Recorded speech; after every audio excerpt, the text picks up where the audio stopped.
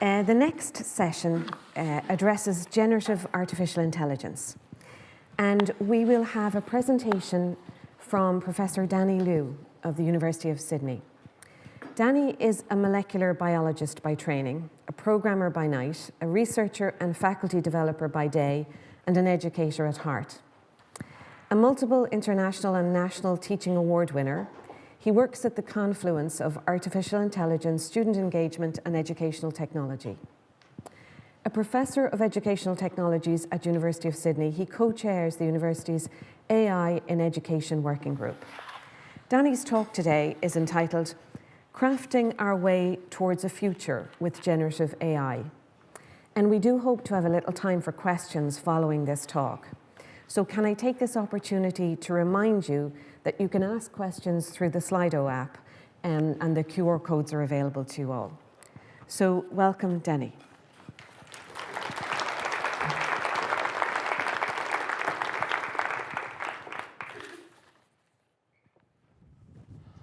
Thank you so much, and thank you for the opportunity to come and share with you today. It's, what time is it? 8:30 p.m. in Sydney, so won't be too faded today. I'm going to be talking to you about crafting our way through the future with generative AI. So the last QQI conference was 2 years ago, and 2 years ago, ChatGPT was launched as well. In the meantime, what's happened? Students are confused, educators are confused, the integrity of our qualifications is at risk, which means the community is at risk, and also GenAI is appearing everywhere. What do we do about this? One thing that was really great to come out of QQI was this NAIN report and the suggestions around this and how to work with generative AI in terms of assessment and also academic integrity. I really valued this report. Everything I read in this was amazing. I kept nodding when I was reading this as well, so I really commend this to you. When we were thinking, or over the past couple of years when we were talking to many institutions around Australia and also the world in how they were dealing with generative AI, we've come up with 5 main key action areas that we've noticed that people tend to need to do in order to get action to move forward in GenAI. And these are culture, rules, access, familiarity, and trust, which nicely spell craft, and hence the title, Crafting Our Way to the Future. So I'm going to go through each one of these 5 elements in turn, and then I'm going to share some examples from Sydney University and elsewhere of these in action. So the very first element is rules. And this is often the very first thing that gets set up when institutions start dealing with generative AI. And if you don't have the right rules in place, what happens is that you have fear and shame and also misuse. You have a position where students don't feel like they can tell their teachers they're using it, and also teachers not wanting to admit this, and also maybe unsafe use of the AI. So this obviously affects culture and also affects trust in the system as well, which are not good. And so one really important thing for educators and leaders to do is to actually be able to put in place these forward-looking policies and principles and procedures to help us work with generative AI. And I say forward-looking because it needs to be future-proofed enough that we don't have to keep changing things every 6 months, because the last thing we need is, with the sector full of change fatigue, is more and more change and uncertainty. The second element is access, which is easy to say, but very hard to actually do. And the problem if you don't have access is you have very big equity gaps coming in. You have only the well-off students and staff being able to afford and access the most, the strongest AI out there, and you have everyone else not being able to. And so the approach here obviously is to provide and make sure that your institutions provide this equitable access for all involved. The third element is familiarity. And this is just a bit more than skill and awareness. We don't need everyone to be an expert in GenAI. If you don't have familiarity though, what you end up having is staff and students using this in poor ways and also perhaps unethical ways as well. And this affects the trust that we have in each other and also the trust that we have in the rules surrounding this. Now, in order to build familiarity, we need to actually grow everyone's awareness around the functionality, the capabilities, opportunities, and risks in these tools, and also the ethics around the use of these tools as well. So that forms the core: rules, access, and familiarity, 3 things that we really need to get right. These are now surrounded by 2 more: trust and also culture. Trust is a really interesting thing, really important aspect that often gets missed with conversations around GenAI. The problem if you don't have trust is you have people people distrusting each other. Okay? Not so much we distrust the AI, but we distrust each other because we hide our use of it from each other, or we don't think that other people are using it the right way. And also we have a situation where we lack safe experimentation with these new technologies. This obviously affects the cultural dimensions and the context within which we work, and so it's something that we really need to work on, trust. To foster trust, we need institutions to develop a certain risk maturity to allow people, staff and students, to actually experiment with these tools. And also we need educators to model transparency.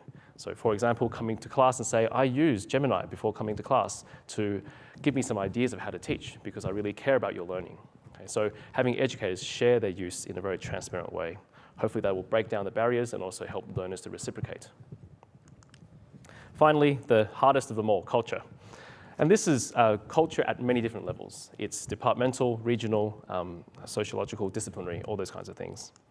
The problem if you don't have the right kind of cultures in place is you have ignorance or fear around AI. You also may have a mindset that you see AI as just cheating. Okay? That's a negative culture around AI. And also you have a culture of human exceptionalism, which is where you say, AI can never do this possibly. Okay? And you don't open yourself to the possibility that AI could help you do something. Obviously, a problem with culture impacts everything else in that sphere. And so we need to really address culture, even though it's the most challenging. So what I've seen as the most helpful mindset shift in culture is to think about how we can shift from a policing mindset to a possibilities mindset. From a mindset where we try and ban or restrict or somehow control the use of AI to a mindset where we realize what potential AI can give us and also our students. Okay, so shifting from policing over the possibilities, changing the culture. Now, that link that you see on the screen there, QQI24-Craft, that will take you to a rubric, which we shared yesterday at a masterclass. And that rubric will go into much more detail about each of these elements of craft and also will help you to self-assess in your institutions, in your disciplines, in your departments, where you're at in terms of progression. Just give people a few moments to take this down if they wish. So the craft model has been helpful for us to think about how we are approaching generative AI adoption and also engagement at Sydney and beyond. So I'll give you now a few examples of this craft model in play as they pertain to assessments. So the first example of this clicker works. Who do I have to point it to? Okay, that's not working. Guys at the back, do you mind advancing the slides? There we go. Okay, so some approaches to assessment are trying to interpret some of the examples of craft. And the first example I'll give you is these videos that we put together for TEXA. TEXA is Australia's version of QQI. And we put together 3 videos recently. TEXA went out to all higher education providers in June, July this year, and asked everyone to kind of say how we are dealing with generative AI. And then TEXA basically took those information requests that came in from 202 providers and looked at what everyone was doing. And they saw certain misconceptions that people were having around dealing with GenAI, and also things that people needed to get their minds around. And so TEXA commissioned us at Sydney University to produce 3 videos. And these 3, I won't play them for you, but they're available at that link. These 3 videos show you the current capabilities of GenAI tools for a range of different assessments: multimodal, online quizzes, interactive orals, videos, long-form writing, reflective writing, all those kinds of things. So really recommend people seeing this. And what we wanted to do with these videos is we wanted to build that awareness, the familiarity with the risks, but also the opportunities of GenAI. The other thing that we've put in place at the University of Sydney, which has been adopted by a lot of different institutions across Australia and the world, is what we call a 2-lane approach to assessment. This is trying to formulate solid rules which are valid to take us forward. Now, the 2-lane approach to assessment talks about how we can have we need to move into a position where we have 2 kinds of assessment. Lane 2 assessments on the right, this is where you have assessments which are for and as learning. Okay, they're unsecured, which sounds bad, but bear with me. They're unsecured, but because we want these assessments to be places where students can learn alongside AI. Okay? The point of these Lane 2 assessments is to get students to learn the discipline, okay, but also to learn about AI alongside this. Now, if we only have a situation where we have Lane 2 assessments, then our qualifications are not secure. Okay, we don't know if students are graduating knowing what they need to know. So therefore, we also need lane 1 assessments too. The purpose of a lane 1 assessment is to provide that assurance. Okay? It's to provide that assurance in a in-person secured environment, supervised environment. It cannot be online because online assessments cannot be secured. And this is where you have the assessment of a student's learning. And this is usually at the programmatic level, which is where you have maybe across different modules, you have lane 2 assessments, but many modules will have many modules will have lane 2 assessments, and you'll have some lane 1 assessments scattered throughout modules. The lane 1 assessment's function is to basically confirm that students know what they know so that they graduate with us, going into the community, and the community can be assured of their learning. Now, this 2-lane approach has been widely accepted, but also I've seen different kinds of approaches around the world as well. One of the approaches is a traffic light approach, or an assessment scale approach. Now, an assessment scale or traffic light approach usually looks like this. Okay, you have numbers from 1 to 5, 1 to 4, and then you have different gradations of AI usage. Okay, so from planning to editing to drafting to full AI use. Now, an issue that I personally have with these scales is that, first of all, you can't restrict it. And you can't know how a student is using AI because detection does not work.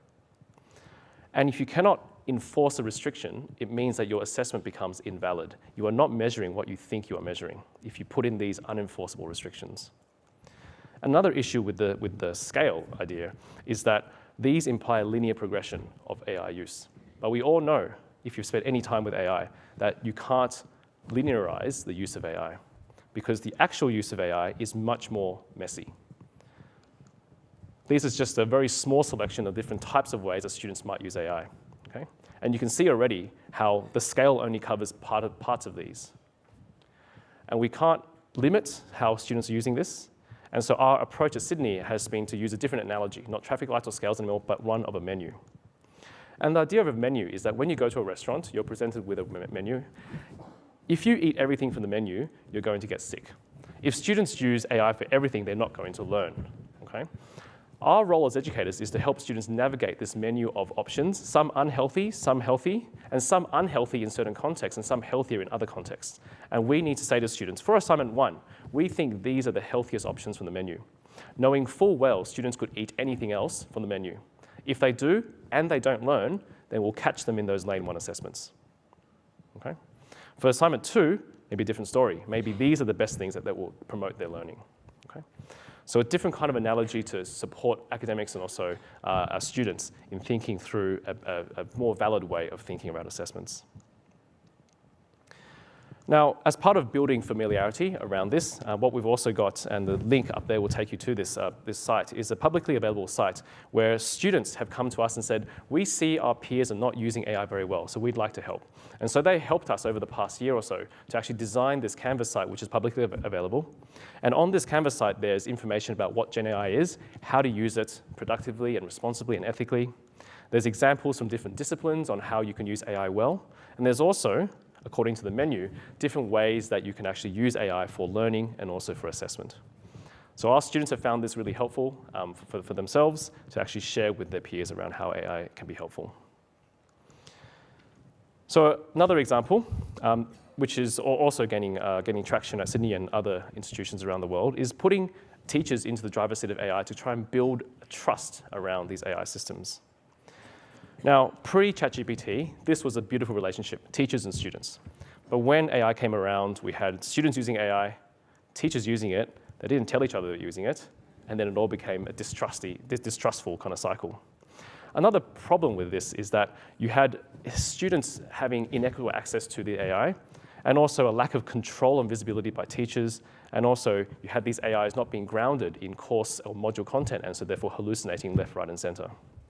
And so this eroded trust, it eroded confidence, it eroded familiarity with these AIs. And so what we're starting to do at Sydney University over the past year is we're trying to give teachers the ability to control these AIs. So this is a quick example here. So what you see in that text box there is a command that this particular occupational therapy academic has given to her AI. And the command basically tells her AI to act as a kindergarten teacher and talk with the student, who is an occupational therapist in training, and basically role play something. And so with this simple command that the academic in occupational therapy can give to the AI, then we can basically have an AI, and she called it Mrs. S, after one of my kids' teachers actually, Mrs. S, who then talks with the student and basically acts in the position of a kindergarten teacher, a client for the student.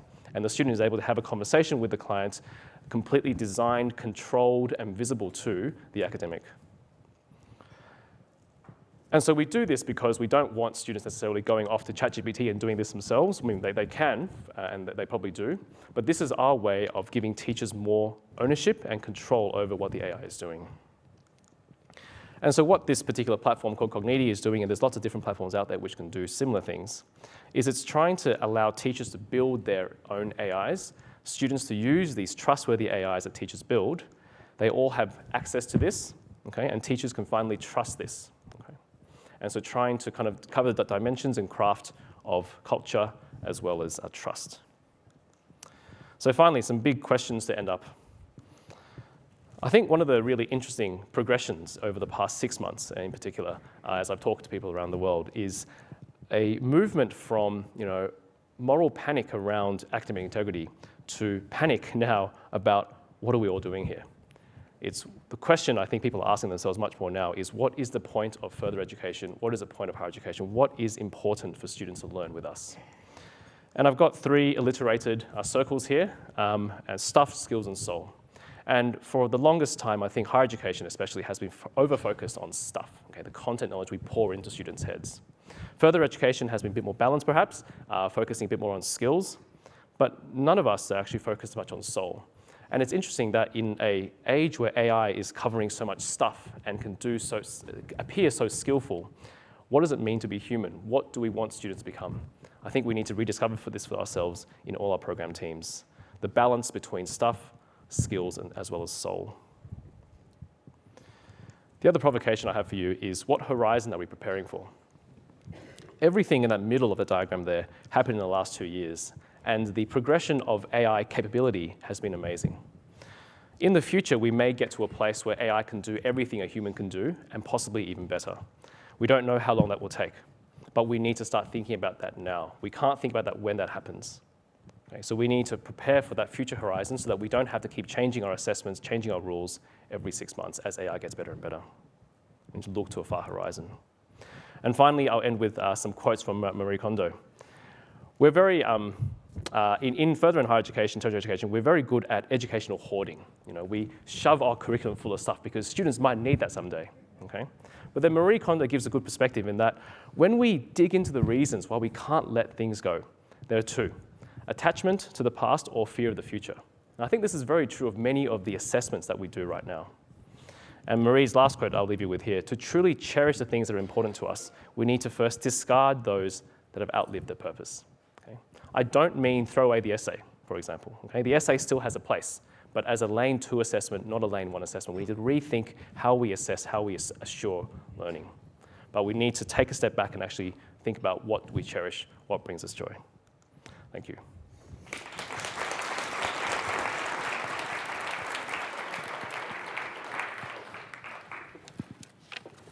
Just hang on in case we have any questions, Danny, okay?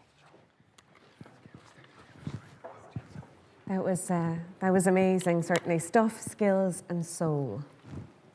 I think that sums it up very well. I'm just wondering, we have a few minutes. Do we have any questions on Slido? Yes, yeah. That's requiring that I be able to read that far away. How good is your eyesight, Danny? Not too bad. Are you happy to take a couple of minutes and have a look at some of these questions? Sure, let's do it. So should we be teaching students how to write good prompts for generative AI platforms? I think we need to, thank you. I think we need to help students appreciate and build an awareness of these platforms, and part of it for now is to how to prompt them. And so we need, in your disciplines, we need to help students understand different AI tools and how to work with them. And part of it is prompting, but that's not the only thing. So yes, I think familiarity building is very important. I thought of a quick question after your masterclass yesterday. Did you use any GenAI to help you write your craft rubric? I did, actually. So Claude is my go-to GenAI tool right now. And what I do with Claude is I use it as a sparring partner. So I start something up and I say, Claude, what do you think about this? It sends me feedback, I iterate, and I go through that way. So yes, definitely. GenAI, I think, forms a very important part of all our work, and we need to help students realize that as well. Next question, what about using AI to inform lit reviews and research? Removing the judgment element in structuring research is removing the opportunity for deep thinking. It's a really good point. A lot of publishers are coming out with GenAI tools that are embedded in their search engines right now. So Clare, for example, recently brought out something called Primary Research Assistant. Now, what this particular tool does is the AI looks into the top 5 references that the AI finds, and then it summarizes the references for you in a kind of a 3-paragraph summary.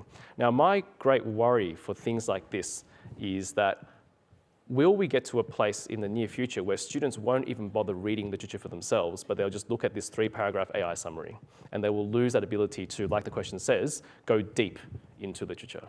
So I think it's something we need to really consider, definitely.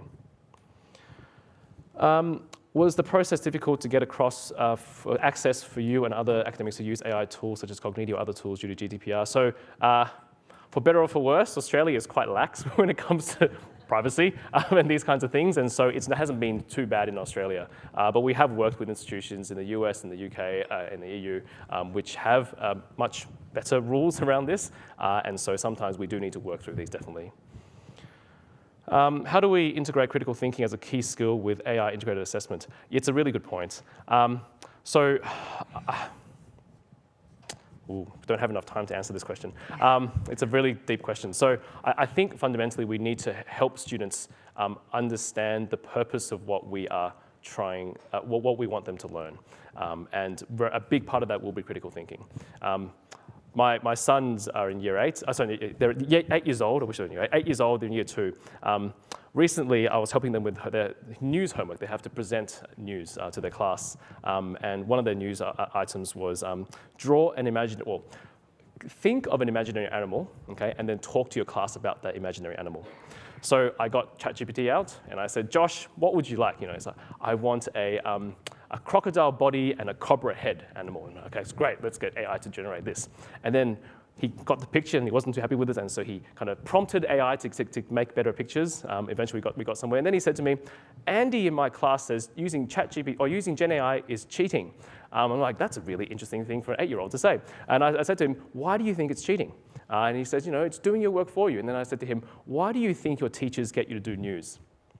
And he thought for a bit, and he said, I think it's because my teachers want me to be able to, think and present in front of the class and be confident.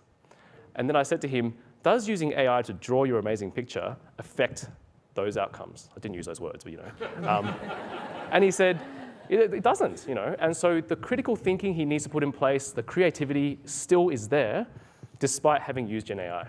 So I think critical thinking, definitely, we need to integrate that into our assessments, but it doesn't need to be a either-or.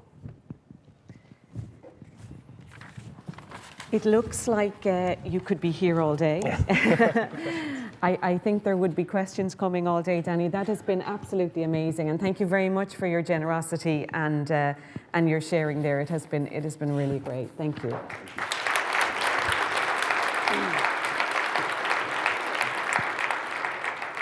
So next we have a panel discussion around approaches to GenAI developments in Irish tertiary education. The panel will be chaired by Dr. Bryan Maguire, Director of Integration, Quality and Qualifications Ireland. So I will call the participants, Professor Alan Smeaton, Dr. Brendan Ryan, Rebecca Roper and Evelyn Cooper, and Bryan will do the introductions. Thanks, Bryan.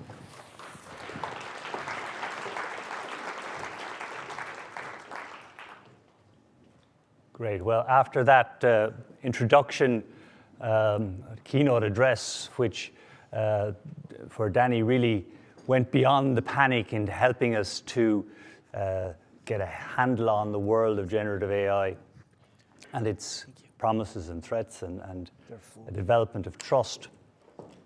We're going to look at some of the trust makers here in the Irish tertiary system. We've got 4 contributors and coming with 3 different projects. So I'll introduce Alan Smeaton, is Professor at Computing at Dublin City University.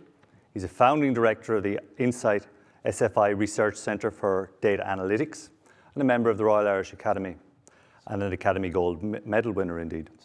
He's also a fellow of the IEEE, fellow of the Asia Pacific Artificial Intelligence Association, and a principal fellow of Advance HE at the Higher Education Academy. He's a regular media commentator on the development and use of technologies which underpin AI. And in January this year, he's appointed to the Irish Government's Advisory Council on Artificial Intelligence. Alan's going to talk to us about the introduction of a tutor or a teaching assistant in DCU. Yeah, thank you. Okay, so one of the things that struck me about education is that it's very much an instructivist model which has been around since prior to Socrates, 400 BCE, where somebody stands on a stage, as we are doing here, and an audience, whether it's an audience in a class or an audience like this, basically listens. But very rarely would you get the opportunity to say, hang on a second, explain that to me again. Now, we have Slido, which allows us to do this at the end of our presentation. And I teach a large class of about 140 students. They're business students, and I teach them data analytics, and they hate it.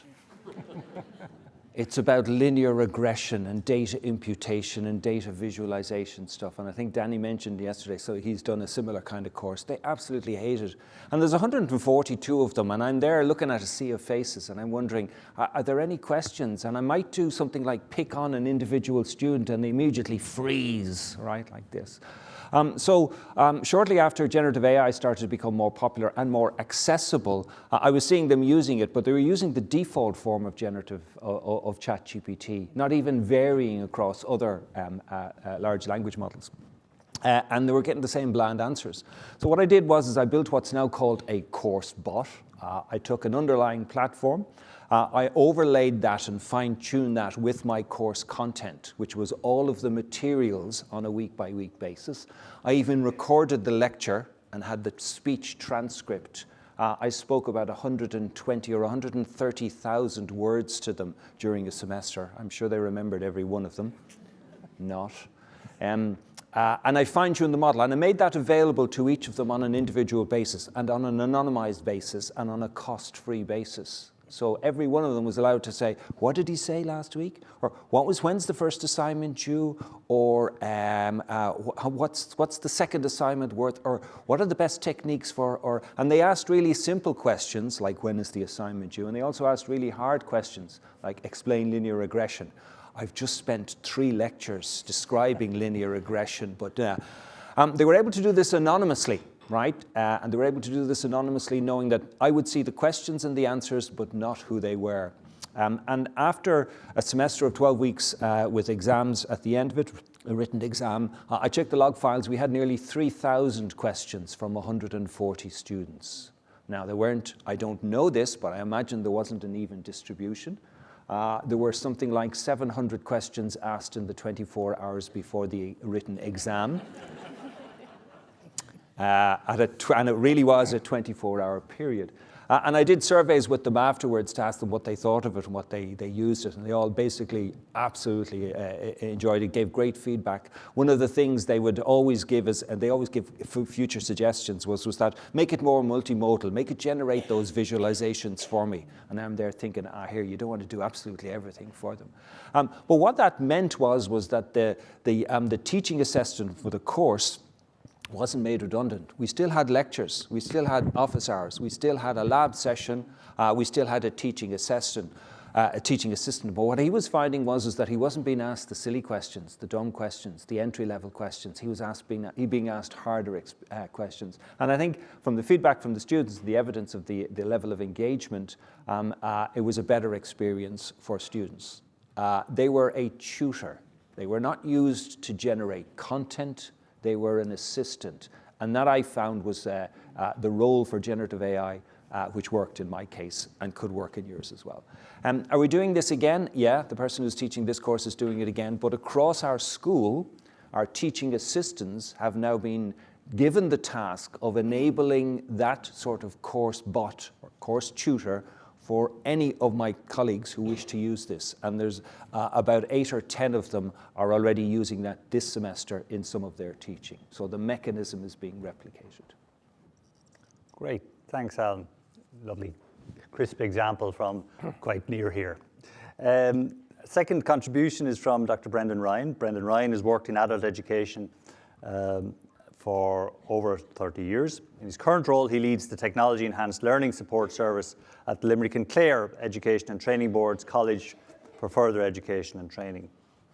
Brendan has extensive experience in teaching and research and recently completed a PhD study focused on embedding criticality in the learning technology professional development.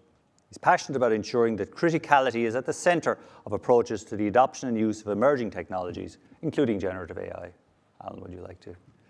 Thank you. I suppose I'm tasked with, in 3 or 4 minutes, maybe explaining our approach or our journey, particularly over the last 2 years since the world radically altered on the 30th of November, I think, 2022. And similar, I suppose, our story is similar maybe to many institutions. Our initial focus, I divided into 3 phases. Our initial focus, certainly as a lead learning technologist, was on informing people around generative AI. And that ultimately led to the rules piece of what Danny spoke about. So we were looking around at what others were doing. We were looking at our own values.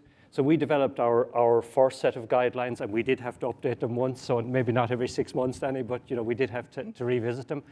But those were very much based on our values, and it wasn't about banning AI, it was actually about the ethical use of AI and bringing criticality. So I loved the theme here in terms of QQI and seeing to learners' interests. I'm misquoting it there, but like learner needs are very much at the center of our values. So it was about supporting learners to explore and use AI ethically and fairly.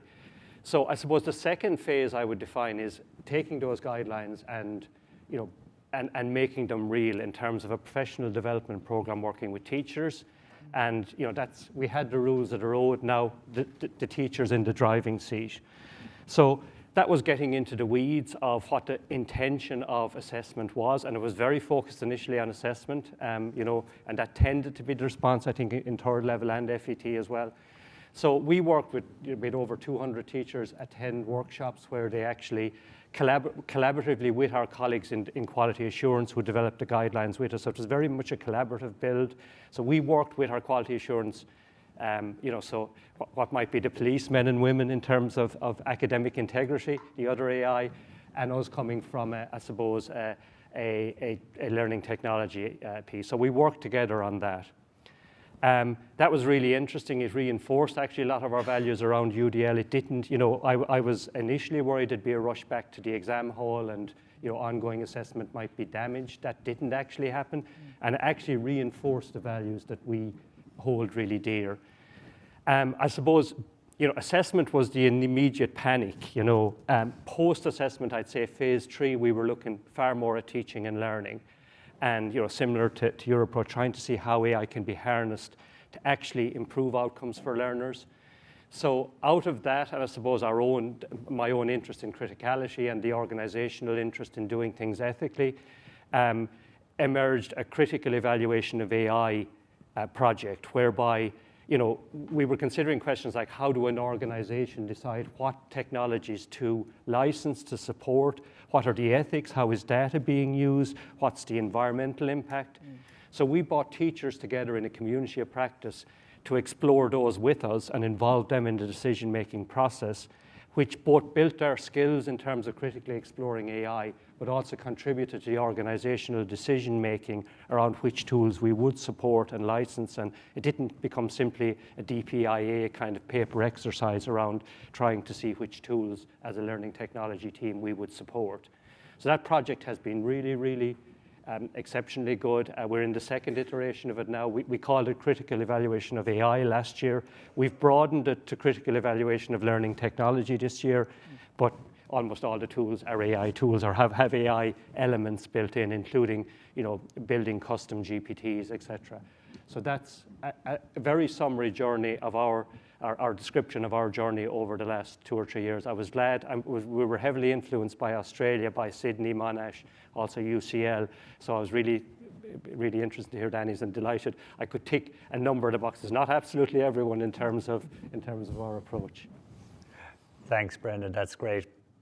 Our third input is coming from the Generative AI Champions Project, and we have both Rebecca Roper and Evelyn Cooper, so here to present on that. Rebecca is the dedicated leader in enhancing student success in higher education through innovative approaches. As an early adopter of GenAI, she spearheaded the Champions Project, a groundbreaking initiative with 36 students across 7 Irish higher education institutions, focusing on students with learning differences and disabilities. The project has gained recognition at several conferences for its impact and inclusivity. Rebecca has over 20 years' experience teaching across disciplines including films, the arts, business, and humanities, including her tenure as head of teaching and learning at the Institute of Art, Design and Technology in Dún Laoghaire. And currently, she's seconded to the Higher Education Authority as an expert advisor in student success, contributing her expertise to national projects and policy. Her influence extends beyond the classroom. She's a visionary behind IADT's acclaimed First Year Matters and Final Year Matters Moving On programs, both designed to enhance student transitions in higher education. Her professional background is as an internationally recognized director, and this informs her teaching philosophy. She's collaborated with prominent filmmakers such as Luc Besson, Christopher Nolan, and Oliver Stone, but she's been focusing exclusively in education since 2013. Joining Rebecca is Evelyn Cooper, a student at the Southeastern Technological University in Carlow. She's a passionate and enthusiastic science student.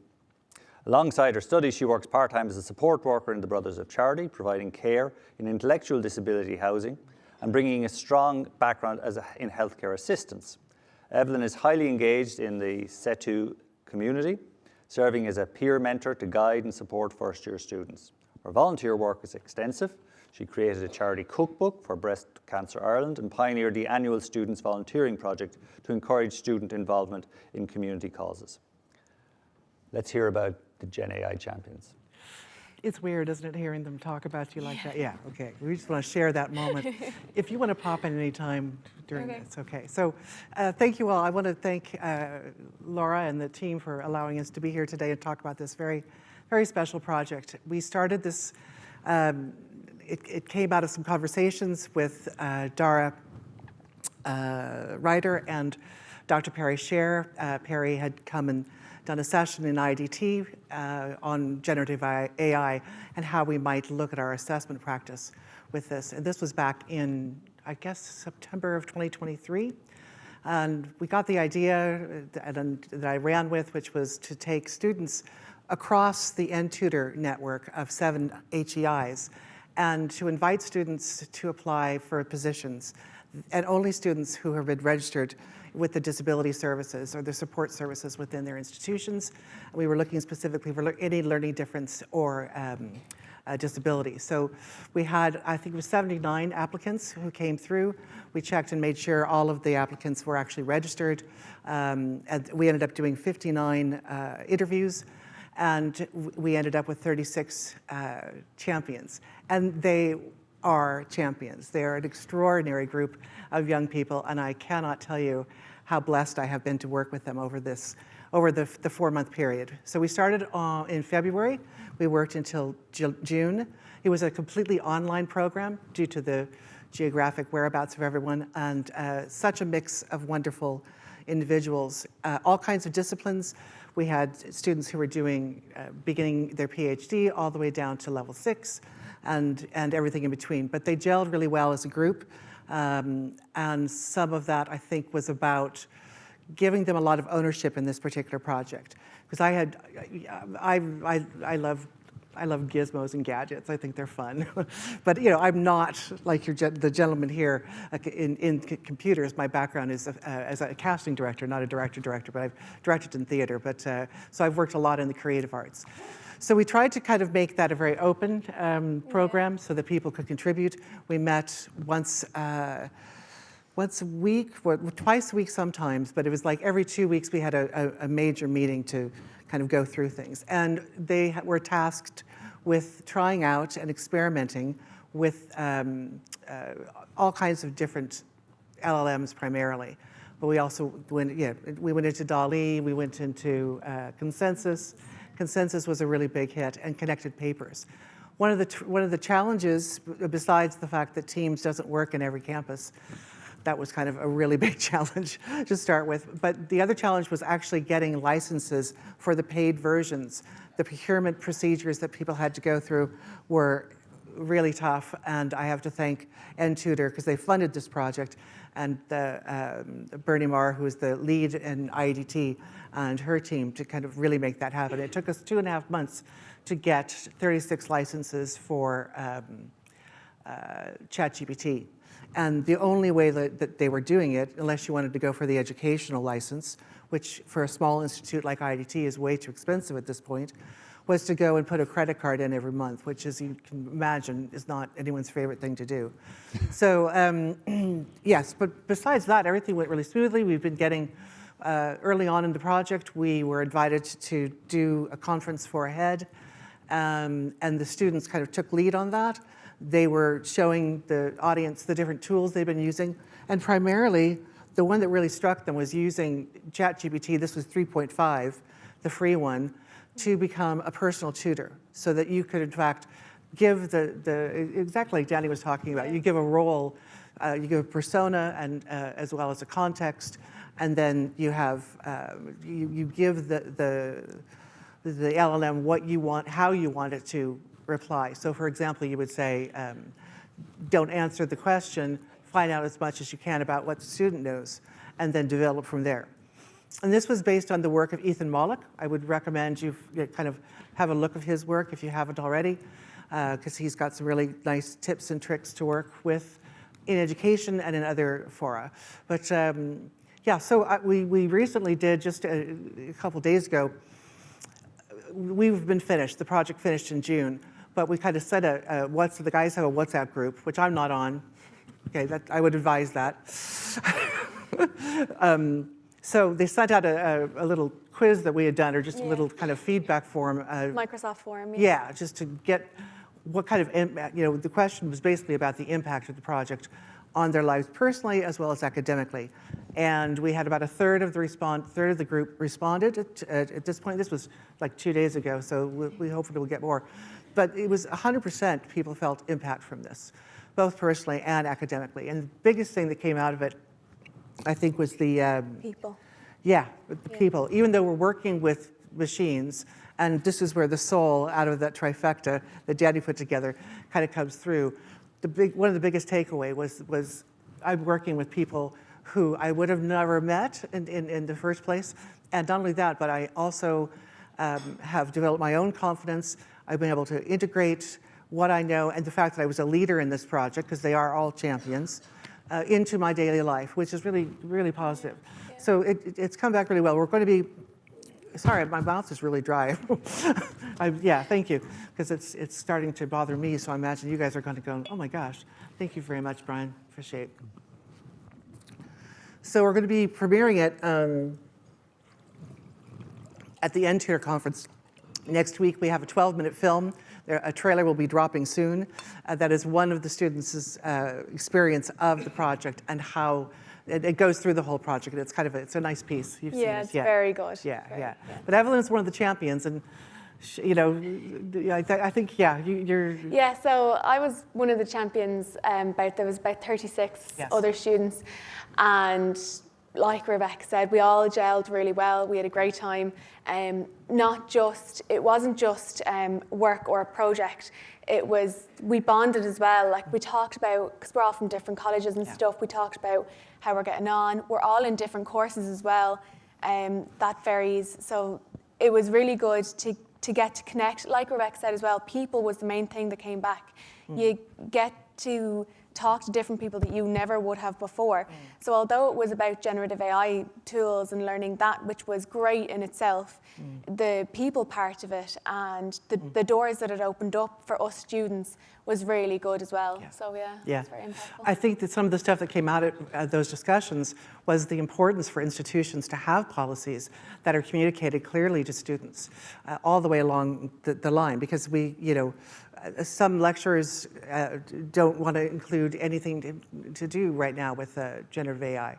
And it's important that the students know that so that they can then, build, and others are interested in maybe, but I mean, as time goes by, I think one of the biggest things that we can do besides, creating guidelines and policies from an institutional level is actually to support lecturers in their pedagogy so that they can see if it's possible to utilize these tools within their discipline to support their students. So even though we were working with a group of students who had a wide range of learning differences, the things that we learned, I think, will be able to be utilized for all students. And you were talking about prompt engineering, one of the questions that came up there. That was kind of what we started with. Well, the very first thing we did was create an ethics statement that the students crafted. I'd put some research together for them to have a look at online. They brought an ethics statement to the group, said, what do you think? We voted on it and we accepted that. That was sort of our starting point before. And then the first of our tasks, of course, was looking at prompt engineering. So there'll be a playlist of the top 5 prompt engineering videos that the champions felt were most useful in their journey, and that'll be on the channel coming up. So there's lots to come out of it. So we'll be doing a full session in next week at the N-TUTOR conference on the 26th. Yeah, so thank you. Thanks, Rebecca.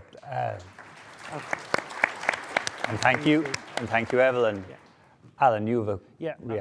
I wanted to pick up one of the points you made about Ethan Mollock, Yes. who's a real thought leader when it Yes. comes to AI and generative AI. He's a professor in a university in the States, in business school.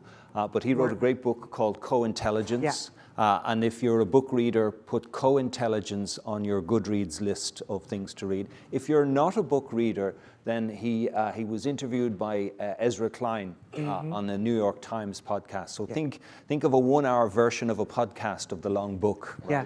It's a short way to He also has a blog called One Useful Thing that I would Yeah. recommend as well. Yeah. And that's where we kind of got well, actually it was from the Harvard, The book, wasn't it? no, it was the Harvard, Education Supplement, Insights. Yeah. That's where we found the prompt to help us build the Tutor. the tutor, the yeah. personal tutor, which I must say was really, it just opened everyone's like, oh my gosh, this is such a help to me. There's no such thing as a stupid question for an LLM, right?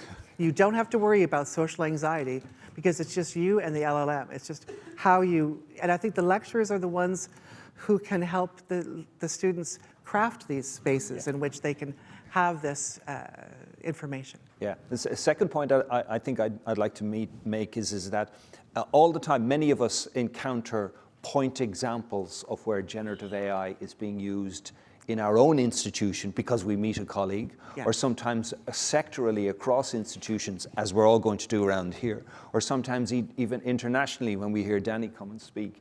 And there's a risk that you're only picking up snippets of almost like in a gossipy way, oh, they did generative AI, they used it that way, etc. And it would be great if there was a great big catalogue of that kind of thing. Well, we're never going to get that. But there is a publication coming out in January, in mid-January. It's an open access publication, and it describes, in very short format, 35 instances right across our sector in Ireland where generative AI is being used. I'm dying to see it because I know one of them, because it's one I wrote, but I'm dying to see the other 35, or the other 34. So when that comes out in mid-January, it'll be well publicized. That'll be a great place to dip into and go, oh, they do that, oh, they do that. And it will also help, I would think, hope rather that it addresses some of the skeptics associated with it. Some of those people who are still in the disbelieving stage, and when they see the breadth of 35-point examples, then that could be an eye-opener. I just wanted to add one thing. I think that we are in a unique position right now in higher education and actually education in general. But I think generative AI is a chance to really explore student-staff partnerships, because we can learn from our students as they learn from us, and we can take that journey together. I think that is very important, because anytime that we can do that with our students, it's going to resonate with them in ways that we can't even foresee in their entire life. So I would urge you to kind of look at it and say, okay, how might I develop this as, a co-learning moment? And there are opportunities, particularly with something brand new like this, where we can actually really learn together. Thank you. Are there any observations, reactions from the audience? Please use Slido again. If you can't think of anything, ask ChatGPT for some ideas. But I'd like to pick up maybe on that last point there about the co-collaboration to develop trust. And maybe switch back to Brendan, because you were talking about developing policies and rules. Yeah. Who do you get involved in the development of those policies? Well, I guess in our case, it was us as a learning technology team with our quality assurance team, but also the broader management team. And, we developed the policy very much as an iterative, something that could be, because we needed to road test it with teachers and, to have those conversations. So I guess there was a little initial rush around kind of policy development when we all maybe semi-panicked in December 2022. But maybe another point I'd like to pick up, one big advantage we have in further education and training over higher ed is the small groups and the relationships, the nature of the relationships. It might be similar in IED, but certainly in third level, the idea of 140 students. I think that AI, generative AI particularly, is, makes us value those most human of relationships. And that idea of assessment as ongoing and building a relationship. And that's really, really possible, I think, in further education and training and more practical and easier to do. There are more challenges in higher education, but I think, it's a journey. It's going to be really interesting to see what emerges in that space. Yeah, absolutely. Great, thank you. First question up is for Evelyn. What is the impact the project has had? For you as a student champion, So I think it's had lots of different impacts in different areas. So I'll separate it into academic and personally. Personally, it has hugely grown my confidence in the work that I do and the way I talk to people, the language that I use. I feel like it's made me stronger. I know that probably sounds so weird, but and then confidence in talking to different people as well, so different students, and even like coming here today to sit here with all you guys. It's been like huge for me, obviously. And then academically, it's actually made me more aware of how ethical I am in my work. And so before I did the course on AI, I wouldn't have thought about it too much. I would have just looked stuff up, done whatever I do. But through the course, it's actually made me stop and think, well, is this ethical? What am I doing here? And I think that's a really, really big, good takeaway for students. So they're probably the main points. I do think, obviously, it's had such a good impact on me, but I think it's more for students, because then I go into college and I tell all my friends, oh, I learned this, I learned that, and I'm really excited about it. But I think it'd be great for my friends to learn as well. Yeah. So that's the impact it's had on me. Great, thanks, Ellen. So what's the open access 35 example publication called? I don't know, but I'm betting somebody who's actually does know put that as a question, so I would then ask them so that they would get that. Is there somebody in the audience, Martina, or somebody know the answer to that question? Oh, you're going to put it as an answer, as a Slido answer. Even better. Yeah. Great. Questions answered. Okay. Thank you. Okay, so does this panel have a podcast? Okay, well, maybe we'll go on the road, And last question then is for Brendan. Do the learners have access GenAI tools that are free to access, or if not, how are the paid versions funded? And Rebecca certainly touched on this funding. Yeah, that's a really interesting conversation that a number of us were having last night about equity. Yeah. And truthfully, in our organization, obviously they have access to free tools. We don't block, so they have access to free tools. We did, as part of our pilot, the critical evaluation, we funded tools like we bought 4 ChatGPT licenses for 4 of us, and we did fund licenses for other tools on a short-term basis that learners would have access to. But it's, the critical evaluation piece is a pathway towards funding of those tools. Yes. And there's one tool from last year that we're now funding across teachers and students because of that process. But it's, it's a huge question because some of those tools are expensive, and if we're doing something, it has to be equitable. Yeah. Okay, thank you. Questions are still coming in, but unfortunately we've reached the end of our time. We've had, I think, certainly stuff, skill, and soul on display here on the platform today, and so I ask you to give them a round of applause to our panel contributors. Thank you.